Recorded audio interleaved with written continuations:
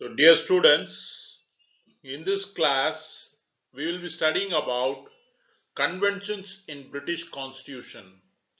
In the last class, we studied about the salient features of British Constitution. And one of the most important salient feature of the British Constitution is that it is an unwritten constitution.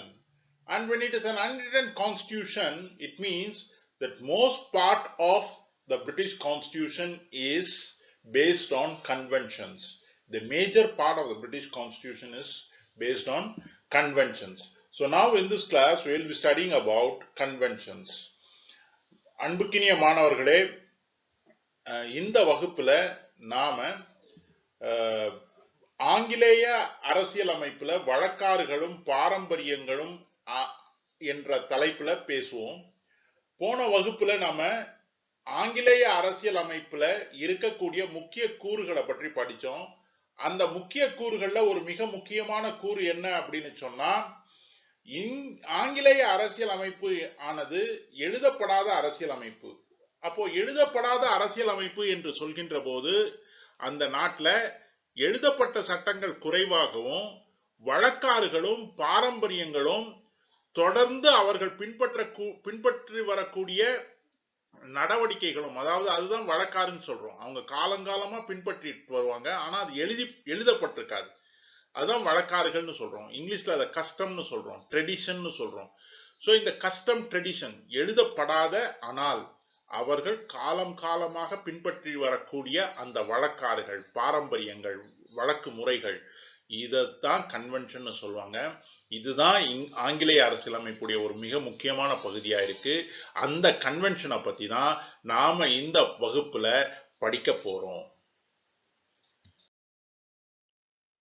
When we say that British Constitution is unwritten, it means that British Constitution does not exist in one book form, and the legal sanctity or the laws of British Constitution are scattered in various places in various forms. So we need to understand what are the sources of the British Constitution first. How does the Constitution get the legal sanctity?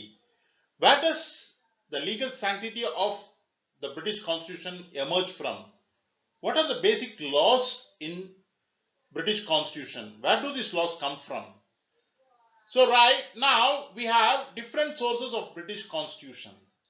So the first source is charters and petitions. Charters and petitions are grants made by the kings which have given the people certain rights, and it has been sanctioned by the kings at various times of English history, at various times of British history. For example, Magna Carta of 1215, Petition of Rights of 1628, then Bill of Rights of 1689. These are all charters granted, which grant people rights given by the king, granted by the king. So these charters form part of the British Constitution. So ஆங்கிலேய அரசியல் அமைப்பு என்பது எழுதப்படாத அரசியல் அமைப்பு என்று சொல்கின்ற வேளையில் நாம் ஒரு விடயத்தை புரிந்து கொள்ள வேண்டும். என்னவென்று சொன்னால், ஆங்கிலேய அரசியல் அமைப்பு ஒரு புத்தக வடிவத்தில் இருக்காது. ஒரு புத்தக வடிவத்தில் இல்லாத அரசியல் அமைப்பின் சட்டங்கள் எங்கிருந்து வருகின்றன, அப்பொழுது அந்த அரசியல் அமைப்பின் சட்டங்கள் என்பவை யாவை என்பதை நாம் தெரிந்து கொள்ள வேண்டும். அடிப்படையில் ஆங்கிலேய அரசியல் அமைப்பின் சட்டங்கள் சார்ட்டர்கள் மற்றும் பெட்டிஷன்கள் அல்லது பிரகடனங்களின் அடிப்படையில் இருக்கின்றன. இந்த பிரகடனங்கள் ஆனது ஆங்கிலேய அரசர்கள் ஆங்கிலேய வரலாற்றின் பல்வேறு காலகட்டங்களில் மக்களுக்கு வழங்கிய உரிமைகளை குறிக்கும். உதாரணமாக, மாக்னா கார்ட்டா என்கின்ற சட்டம் 1215லும், பெட்டிஷன் ஆஃப் ரைட்ஸ் என்கின்ற சட்டம் 1628லும், பில் ஆஃப் ரைட்ஸ் என்கின்ற சட்டம் 1689லும் பல்வேறு காலகட்டங்களில் அரசர்களால் ஆங்கிலேய மக்களுக்கு வழங்கப்பட்டிருக்கின்றன. இப்படி வழங்கப்பட்டிருக்கக்கூடிய பிரகடனங்கள் அல்லது சார்ட்டர்கள் மற்றும் பெட்டிஷன்கள் இன்றளவும் அரசியல் அமைப்பின் ஒரு அங்கமாக இருக்கின்றது. Next, the next source of British Constitution is ordinary statutes passed by Parliament. Statutes are special laws passed for special reason. For example, we have laws extending right to vote passed between 1867 and 1948. So these statutes passed by the Parliament are part of the British Constitution. அதாவது இரண்டாவது மூலம் நாம் இப்பொழுது ஆங்கிலேய அரசியல் அமைப்புக்கான மூல சான்று, ஆங்கிலேய அரசு எழுதப்படாத அரசியல் அமைப்பு என்று சொல்கின்ற போது சட்டங்கள் எங்கிருந்து வருகின்றன என்பதை பற்றி படித்துக் கொண்டிருக்கிறோம். அப்படி பார்க்கின்ற வேளையில் முதல் மூலக்கூறு என்னவாக இருக்கிறது என்று சொன்னால் பிரகடனங்கள், அதை பற்றி படித்தோம். இப்போ இரண்டாவதாக பாராளுமன்றம் நிறைவேற்றிய சிறப்பு சட்டங்கள். உதாரணமாக 1867 முதல் 1948 வரை ஆங்கிலேய பாராளுமன்றம் பல்வேறு சட்டங்களை பிரகடனப்படுத்தியிருக்கிறது. வாக்குரிமைக்காக பல்வேறு சட்டங்களை பிரகடனப்படுத்தியிருக்கிறது. அந்த சட்டங்கள் இன்றளவும் ஆங்கிலேய அரசியல் அமைப்பின் ஒரு அங்கமாக, ஒரு பகுதியாக இருந்து கொண்டிருக்கிறது. அதே போல் பல்வேறு வழக்குகளில் பல்வேறு நீதிபதிகள் பல்வேறு நீதிமன்றங்களில் தீர்ப்புகள் வழங்கியிருக்கின்றன. இப்படி வழங்கப்பட்டிருக்கக்கூடிய தீர்ப்புகள் அரசியல் அமைப்பு சார்ந்ததாக இருக்குமேயானால் அந்த தீர்ப்புகளும் அரசியல் அமைப்பின் ஒரு பகுதியாக, ஒரு அங்கமாக கருதப்படுகின்றன. ஆக இது மூன்றாவது சான்று. The third important source of British Constitution is the decision of judges on cases heard by them, and if these decisions, if these judgments relate to constitutional laws, constitutional rules, then they are considered to be part of the Constitution. And then again, the fourth one, principles of common law. Civil liberties of people are common law in England. See, common law does not mean that it exists in written form. It could also be a custom, but it would have got the legal sanctity. நான்காவதாக சாதாரண சட்டங்கள் என்று சொல்லக்கூடிய சட்டங்கள். இந்த சாதாரண சட்டங்கள் என்று சொல்லக்கூடிய சட்டங்கள் எழுதப்பட்டதாக இருக்க வேண்டும் என்ற அவசியம் அல்ல. ஆனால் இந்த சட்டங்கள் சட்டங்களாக அங்கீகரிக்கப்பட்டிருக்கும். குறிப்பாக இங்கிலாந்து மக்களின் அடிப்படை உரிமைகள் என்பது எழுதப்படாதவை, ஆனால் சட்ட அங்கீகாரம் பெற்றவை. பல்வேறு தீர்ப்புகளில் பல்வேறு நீதிபதிகள் அதற்கு அந்த உரிமைகளுக்கு, அடிப்படை உரிமைகளுக்கு சட்ட சான்று வழங்கியிருக்கிறார்கள். அதை அப்படி வழங்கப்பட்டிருக்கக்கூடிய தீர்ப்பின் அடிப்படையில் அது சட்டங்களாக அங்கீகரிக்கப்பட்டிருக்கின்றன. So the fifth one is conventions, that is customs, traditions and usages. Conventions are not laws. They are different from laws, but at the same time they get the legal sanctity as laws. So conventions are customs, traditions and usages which are in practice in England for several years together. So these form an important part of English Constitution. And England நாட்டில் வழக்காறுகள், பாரம்பரியங்கள், அவர்களுடைய நடைமுறைகள், காலம் காலமாக அவர்கள் பின்பற்றி வந்த நடைமுறைகள் கன்வென்ஷன்ஸ் என்ற பெயரில் ஆங்கிலேய அரசியல் அமைப்பின் சட்டமாக கருதப்படுகின்றன. அதே போல் பல அரசியல் அமைப்பு நிபுணர்கள் எழுதிய உரைநடைகள், கமெண்ட்ரிஸ், அவர்கள் சட்டம் சம்பந்தமாக எழுதியிருக்கக்கூடிய, ஆங்கிலேய அரசியலமைப்பு சட்டம் சம்பந்தமாக எழுதியிருக்கக்கூடிய கமெண்ட்ரிஸ் ஆங்கிலேய அரசியலமைப்பின் ஒரு பகுதியாக கருதப்படும். அதே போல் ஆங்கிலேய அரசர், ஆங்கிலேய அரச குடும்பம், ஆங்கிலேய அரசர் பிரகடனம் செய்யக்கூடிய பிரகடனங்கள் அரசியல் அமைப்பாக கருதப்படும். உதாரணமாக ஆங்கிலேய அரசர்கள் இயற்றக்கூடிய நியமனங்கள், ஆங்கிலேய அரசர்கள் இயற்றக்கூடிய உடன்படிக்கைகள், இவைகளில் இருந்து அரசியல் அமைப்பு சட்டங்கள் பெறப்படுகின்றன. ஆக இந்த 7 அடிப்படைகளில் இருந்துதான் ஆங்கிலேய அரசியல் அமைப்பின் சட்டங்கள் உருவாகின்றன. ஆக இந்த 7 விடயங்களை நாம் தெள்ளத் தெளிவாக புரிந்து கொள்ள வேண்டும். அரசியல் அமைப்பு என்பது ஒரு புத்தகமாக இங்கிலாந்தில் இல்லை என்று சொன்னாலும் இந்த 7 வடிவங்களில் 7 வெவ்வேறு கூறுகளில் ஆங்கில அரசியல் அமைப்பு சட்டங்கள் வெவ்வேறு இடங்களில் வெவ்வேறு வடிவங்களில் காணப்படுகின்றன என்பதை நாம் கவனத்தில் கொள்ள வேண்டும். ஆக இந்த காணொளியில் நாம் ஆங்கிலேய அரசியல் அமைப்பின் அடிப்படை கூறுகளில் ஒன்றான கன்வென்ஷன்ஸ் என்கின்ற வழக்காறுகள் பாரம்பரியங்களை பற்றி படிக்க இருக்கின்றோம். கன்வென்ஷன் என்கின்ற சொல் ஏவி டைசி என்ற அரசியல் அமைப்பு நிபுணர் வழங்கிய சொல்லாகும். ஏவி டைசி என்கின்ற இந்த அரசியல் அமைப்பு நிபுணர் இங்கிலாந்தில் இருக்கக்கூடிய பாரம்பரியங்கள், வழக்காறுகள், நடைமுறைகள் இவைகளுக்கு கன்வென்ஷன் என்ற சொல்லை வழங்கினார். கன்வென்ஷன்ஸ் என்பது சட்டம் ஆக இல்லை என்று சொன்னாலும் கன்வென்ஷன்ஸ் என்பது சட்டத்தில் இருந்து பிரிப்பதை ரொம்ப கடினமான ஒரு விடயமாக இருக்கின்றது. ஏன் என்று சொன்னால் இந்த கன்வென்ஷன்ஸ் என்று சொல்லப்படுகின்ற பாரம்பரியங்கள், வழக்காறுகள் மற்றும் நடைமுறைகளை ஆங்கிலேய மக்கள் ஏற்றுக்கொண்ட காரணத்தினால், ஆங்கிலேய மக்கள் அதை ஏற்றுக்கொண்டு அதை பின்பற்றக்கூடிய காரணத்தினால், அதுக்கு உட்படக்கூடிய காரணத்தினால் இது சட்டமாக இல்லை என்று சொன்னாலும் அந்த கன்வென்ஷன்ஸ் அடிப்படை சட்டங்களுக்கு நிகரானதாக அமைந்து விடுகின்றது. ஆக இந்த கன்வென்ஷன்ஸ் என்று சொல்லப்படுகின்ற பாரம்பரியங்கள், நடைமுறைகள், வழக்காறுகள் இவைகளில் இருந்து ஆங்கிலேய அரசியல் அமைப்பை பிரிப்பது என்பது மிக கடினமான ஒரு செயலாக இருக்கின்றது. ஆக ஆங்கிலேய அரசியல் அமைப்பில் கன்வென்ஷன்ஸ் என்று சொல்லப்படுகின்ற பாரம்பரியங்கள், நடைமுறைகள், வழக்காறுகள் ஒரு மிக முக்கியமான அங்கமாக அமைந்திருக்கின்றது.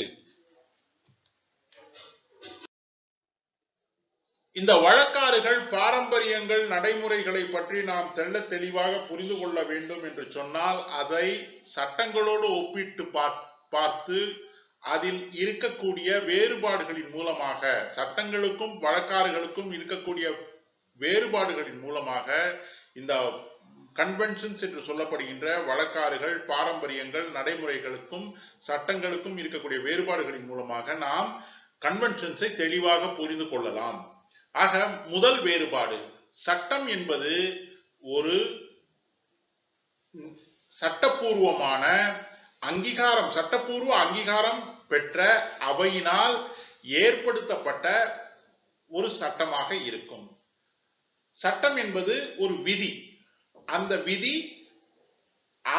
சட்ட அங்கீகாரம் பெற்ற ஒரு அவையினால், சட்ட அங்கீகாரம் பெற்ற ஒரு குழுவினால் ஏற்றப்பட்டிருந்தால், ஒரு விதி ஒரு சட்ட அங்கீகாரம் பெற்ற குழுவினால் ஏற்றப்பட்டிருந்தால் அது சட்டமாக அமையும்.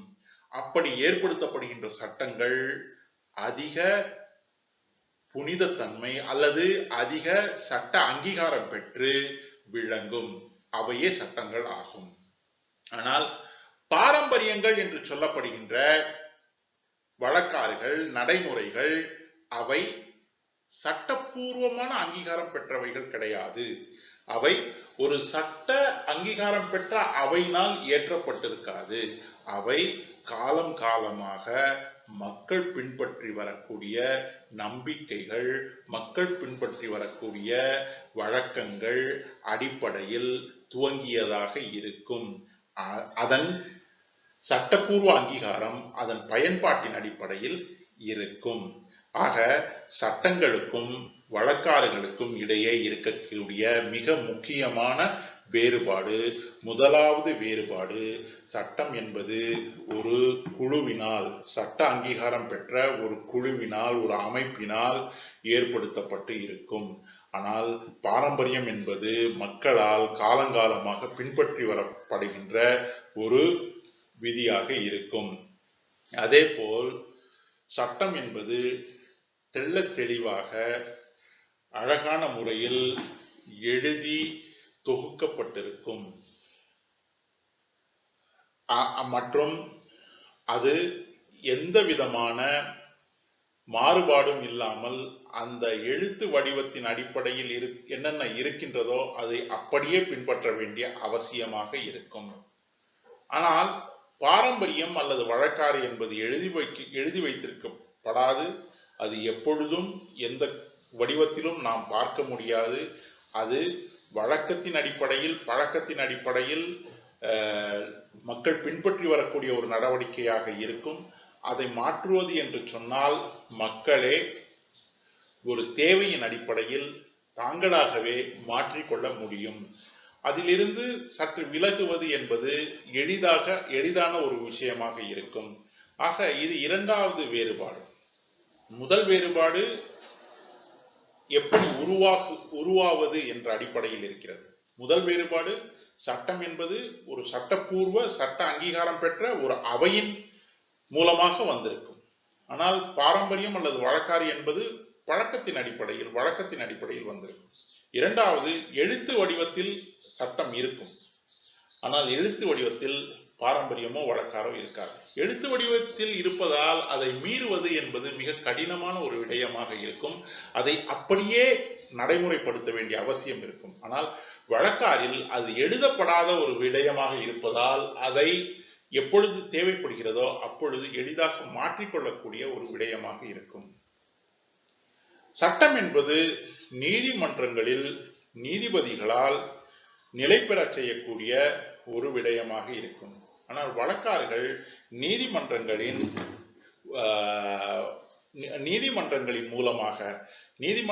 மூலமாக அதை நடைமுறைப்படுத்துவது என்பது சாத்தியமற்ற ஒன்றாக இருக்கும். ஆக இப்படி வேறுபாடுகள் இருக்கின்றன. சட்டங்களுக்கும் நடைமுறைகளுக்கும் இப்படி வேறுபாடு இருக்கின்றன. ஆனால் இப்படி வேறுபாடு இருப்பினும் சட்டங்களுக்கும் வழக்காறுகளுக்கும் இடையே நாம் அடிப்படையில் வேறுபாடுகளை காண்பது மிக கடினமான ஒரு விடயமாக இருக்கின்றது. ஏன் என்று சொன்னால், சட்டம் எந்த அளவுக்கு அங்கீகாரம் பெற்றதோ அதே அளவுக்கு இங்கிலாந்து நாட்டில் வழக்காறுகளும் பாரம்பரியங்களும் அங்கீகாரம் பெற்றிருக்கின்றன. மக்கள் சட்டங்களுக்கு எவ்வளவு முக்கியத்துவம் கொடுக்கின்றனவோ, மக்கள் சட்டங்களுக்கு எவ்வளவு முக்கியத்துவம் வழங்குகின்றனவோ அதே அளவு முக்கியத்துவம் வழக்காறுகளுக்கும் பாரம்பரியங்களுக்கும் வழங்குகின்றன. ஆக இந்த இரண்டையும் பிரிக்கக்கூடிய, சட்டத்தையும் வழக்காறுகளையும் பிரிக்கக்கூடிய எல்லைக்கோடு என்பது மிக மெல்லிய எல்லைக்கோடாக இருக்கின்றது. அந்த இரண்டுக்கும் இடையே வேறுபாடுகள் இருப்பினும், வேறுபாடுகள் இருந்தாலும் அந்த இரண்டுக்கும் இடையே வேறுபாடுகளை காண்பது நடைமுறையில் மிக சிக்கலான ஒரு விஷயமாக இருக்கும். ஏன் என்று சொன்னால், அடிப்படையில் பல்வேறு வழக்காறுகள், பல்வேறு பழக்க வழக்கங்கள் வெவ்வேறு இடங்களில் வெவ்வேறு சட்டங்களில் சட்ட அங்கீகாரம் பெற்று இருக்கின்றன. வெவ்வேறு சட்டங்களில் வெவ்வேறு சட்ட வடிவங்களில் அங்கீகாரம் பெற்றிருப்பது கூட இதற்கு ஒரு காரணம். இரண்டாவது மிக முக்கியமான காரணம், மக்களின் மனநிலையில் சட்டங்களையும் வழக்காறுகளையும் வெவ்வேறாக அவர்கள் பார்ப்பது இல்லை. சட்டங்களுக்கு என்ன மரியாதை, என்ன முக்கியத்துவம் வழங்குகிறார்களோ அதே அளவு மரியாதையும் முக்கியத்துவமும் வழக்காறுகளுக்கும் பாரம்பரியங்களுக்கும் வழங்குகின்றன. வழக்காறுகளில் இருக்கக்கூடிய வெவ்வேறு வகையான வழக்காறுகளை நாம் படிப்பதன் மூலமாக வழக்காறுகளை பற்றி இன்னும் தெள்ளத் தெளிவாக நாம் புரிந்து கொள்ள முடியும். ஆக கன்வென்ஷன்ஸ் என்று வழங்கப்படுகின்ற வழக்காறுகள் பல்வேறு வகைகளாக இருக்கின்றன. முதலாவது வகையான வழக்காறு பாராளுமன்றத்துக்கும் செயற்குழுவுக்கும் இடையே ஒரு நெருங்கிய அல்லது அழகான உறவு முறையை ஏற்படுத்தக்கூடிய வழக்காறுகளாக இருக்கின்றன. இங்கிலாந்தில் ஏற்பட்ட குளோரியஸ் ரெவல்யூஷன் என்ற ஒரு புரட்சி இங்கிலாந்தில் பாராளுமன்றத்தை அதிக வலுப்பெற்றதாக, அதிக அதிகாரம் படைத்ததாக, ஆங்கிலேய அரசரை விட அதிகாரம் பெற்ற அமைப்பாக பாராளுமன்றத்தை உருவாக்கியது. ஆக பல்வேறு வழக்காறுகள் நாம் பார்க்கின்ற போது அது பாராளுமன்றத்துக்கு அதிக வலு சேர்க்கக்கூடிய வழக்காறுகளாக இருக்கும். உதாரணமாக அங்கு அமைச்சர்களாக வரக்கூடியவர்கள், அரசரின் அமைச்சரவையில் இடம்பெறக்கூடியவர்கள், பிரதம மந்திரியின் அமைச்சரவையில் இடம்பெறக்கூடிய அமைச்சர்கள் பாராளுமன்றத்தின் கீழவையான ஹவுஸ் ஆஃப் காமன்ஸ் என்கின்ற அந்த அவையின் உறுப்பினர்களாக இருக்க வேண்டியது ஒரு அடிப்படை வழக்காறாக இருக்கின்றது. அதேபோல் பாராளுமன்றத்தின் பெரும்பான்மையை பெற்றிருக்கும் வரை மட்டுமே அமைச்சரவை அதிகாரத்தில் இருக்க முடியும். என்றைக்கு பாராளுமன்றத்தின் கீழவையின் ஹவுஸ் ஆஃப் காமன்ஸ் என்ற கீழவையின் பெரும்பான்மையை இழக்கின்றதோ அப்பொழுது அமைச்சரவை தன்னுடைய பணியை விலக்கிக் கொள்ள வேண்டிய அவசியம் இருக்கிறது. இதுவும் ஒரு வழக்காறாக இருக்கிறது. அதேபோல் பாராளுமன்றத்திற்கு அமைச்சரவை பதில் சொல்ல வேண்டிய ஒரு கட்டாயம் இருக்கின்றது. இதுவும் ஒரு வழக்காறாக இருக்கின்றது. அமைச்சரவையில் இருக்கக்கூடிய அமைச்சர்கள் பாராளுமன்ற உறுப்பினர்களாக இருப்பது மட்டுமல்லாமல் பாராளுமன்றத்துக்கு செல்ல வேண்டிய அவசியமும், பாராளுமன்றத்தில் கேட்கப்படுகின்ற கேள்விகளுக்கு பதிலளிக்க வேண்டிய அவசியமும் இருக்கக்கூடிய காரணத்தினால் அமைச்சரவை பாராளுமன்றத்துக்கு கட்டுப்பட்டு இருக்கின்றது. இது ஒரு வழக்காறாகவே அங்கு இருக்கின்றது. அதே போல் ஒரு அமைச்சரவை தன்னுடைய பெரும்பான்மையை இழந்து விட்டால் அது உடனடியாக ராஜினாமா செய்ய வேண்டிய அவசியம் ஏற்படுகிறது, அல்லது மீண்டும் மக்களை சந்தித்து மக்களுடைய அங்கீகாரம் பெற வேண்டிய அவசியம் இருக்கிறது. அதேபோல் வெளியுறவு கொள்கையில் அமைச்சரவை என்பது பாராளுமன்றத்தின் கீழவையான ஹவுஸ் ஆஃப் காமன்ஸின் முழுமையான ஒப்புதல் பெற வேண்டிய அவசியமும் இருக்கின்றது. உதாரணமாக ஒரு போரில் ஈடுபடுவது அல்லது ஒரு உடன்படிக்கை செய்து கொள்வது என்று சொன்னால் அந்த போரில் ஈடுபட வேண்டிய நடவடிக்கையும் அந்த உடன்படிக்கை செய்து கொள்ள வேண்டிய நடவடிக்கையும் பாராளுமன்றத்தின் கீழவையான ஹவுஸ் ஆஃப் காமன்ஸால் ஒப்புக்கொள்ளப்படக்கூடிய ஒரு சூழல் இருக்க வேண்டும். ஆக இது அனைத்தும் வழக்காறுகளாகவே, இது அனைத்தும்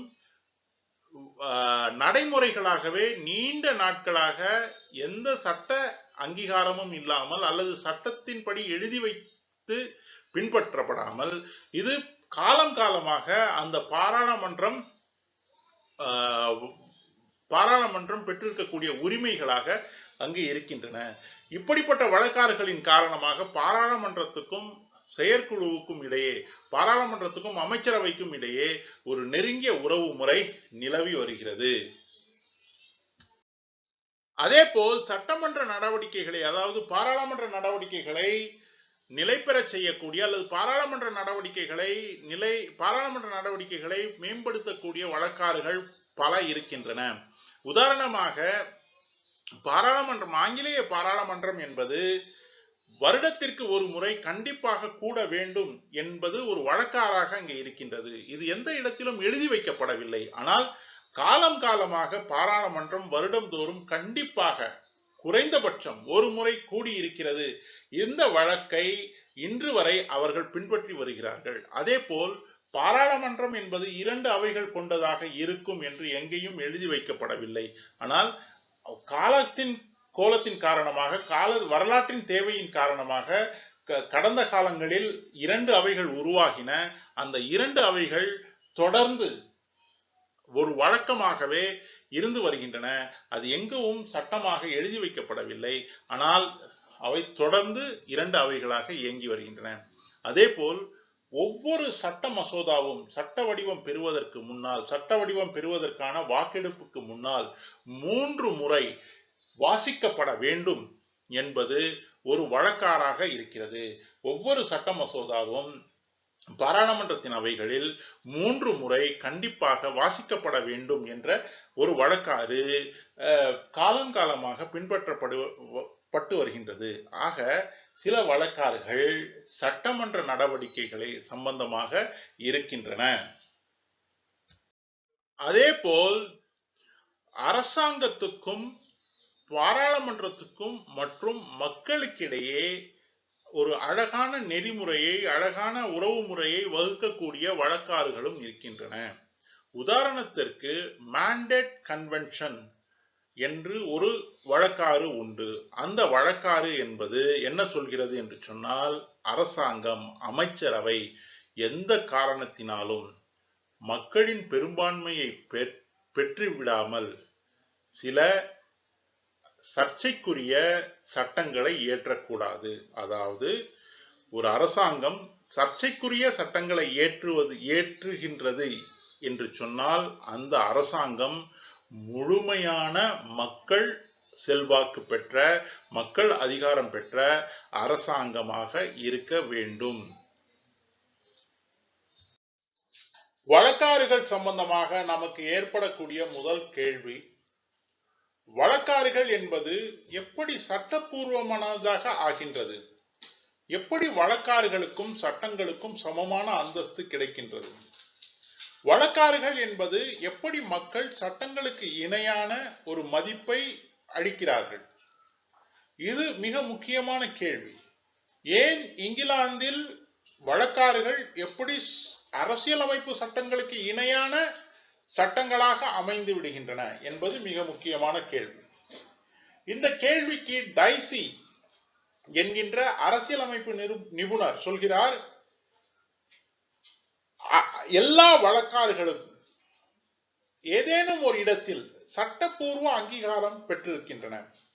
உதாரணமாக பாராளுமன்றம் வருடத்திற்கு ஒரு முறை கூட்டப்பட வேண்டும் என்பது வழக்காறு. அது எங்கும் சட்டப்பூர்வமாக எழுதி வைக்கப்படவில்லை. ஆனால் இன்னொரு சட்டமான, வேறொரு சட்டமான ஆர்மி அண்ட் ஏர்போர்சஸ் ஆனுவல் ஆக்ட் என்பது ஒரு சட்டம். அந்த சட்டத்தின் அடிப்படையில் இராணுவத்திற்கும் விமானப்படைக்கும் ஒவ்வொரு வருடமும் நிதி ஒதுக்கீடு பாராளுமன்றத்தால் நடைபெற வேண்டும். ஆக ஒரு வருடம் பாராளுமன்றம் கூட்டப்படாமல் இருந்தால், இந்த இராணுவத்திற்கும் விமானப்படைக்குமான நிதி ஒதுக்கீடு வழங்கப்படாமல் இருந்தால், அப்பொழுது பாராளுமன்றத்தை வருடத்திற்கு ஒரு முறை கூட்டாதது இந்த சட்டத்தின் அடிப்படையில் சட்டத்துக்கு எதிரான ஒரு செயலாக அமைந்து விடுகிறது. ஆக பாராளுமன்றத்தை வருடத்திற்கு ஒரு முறை கூட்ட வேண்டும் என்பது வழக்காறுதான். ஆனால் வேறு ஒரு சட்டத்தில் அது கட்டாயமாக இருக்கின்றது. ஆக டைசியின் கூற்று என்னவென்று சொன்னால், எல்லா வழக்காறுகளும் ஏதேனும் ஒரு வடிவத்தில் சட்ட பூர்வ அங்கீகாரம் பெற்றிருக்கின்றன என்பது டைசியின் கூற்றாக அமைந்திருக்கிறது. ஆனால் இந்த கூற்றை லோவல் என்கின்ற இன்னொரு அரசியலமைப்பு நிபுணர் மறுக்கின்றார். அவர் சொல்கிறார், பல வழக்காறுகளுக்கு அப்படி சட்டப்பூர்வமான அங்கீகாரம் கிடைக்கவில்லை. இருப்பினும் மக்கள் வழக்காறுகளையும் பாரம்பரியங்களையும் கன்வென்ஷன் சென்று வழங்கப்படுகின்ற அடிப்படை நடவடிக்கைகளையும் காலம் காலமாக மதித்து நடந்து வருகின்றன. அவை அவர்கள் தானாக முன்வந்து அவைகளை ஏற்றுக்கொண்டு அவர்களுக்கு அங்கீகாரம் வழங்குகின்றன. ஆகையால் இது மக்கள் அளிக்கக்கூடிய அங்கீகாரம். வழக்காறுகள் என்பது மக்களின் ஒப்புதல் பெற்று, வழக்காறுகள் என்பது சட்டப்பூர்வமான அங்கீகாரம் பெற்றிருக்கின்றன என்று லோவல் கூறுகிறார்.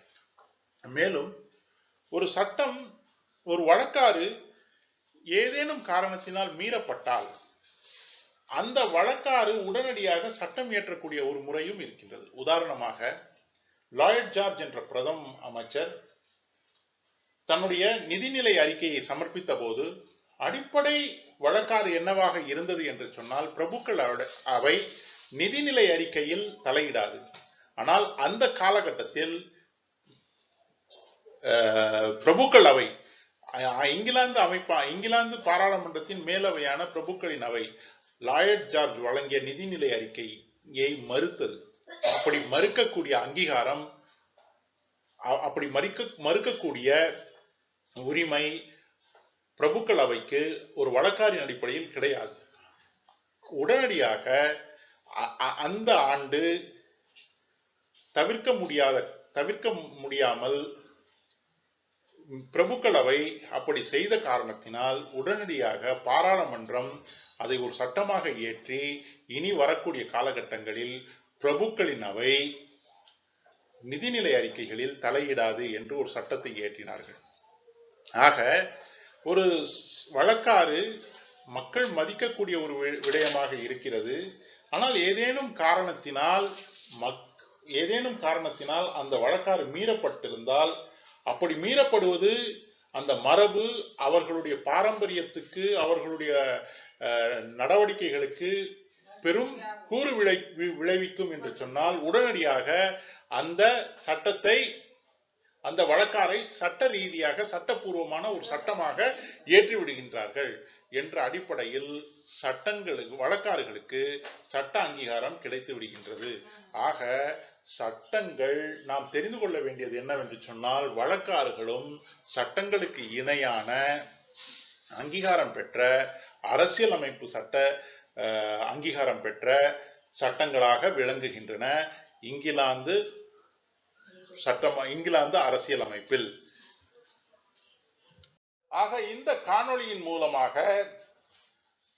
இங்கிலாந்து நாட்டில் வழக்காறுகள் என்ற கன்வென்ஷன்ஸ், வழக்காறுகள் அல்லது பாரம்பரியங்கள் அல்லது தொடர் நடவடிக்கைகள் என்ற அந்த கன்வென்ஷன்ஸ் என்பது இங்கிலாந்து அரசியல் அமைப்பில் எவ்வளவு முக்கியமான ஒரு இடத்தை பிடித்திருக்கின்றது என்பதை நாம் உணர்ந்திருப்போம்.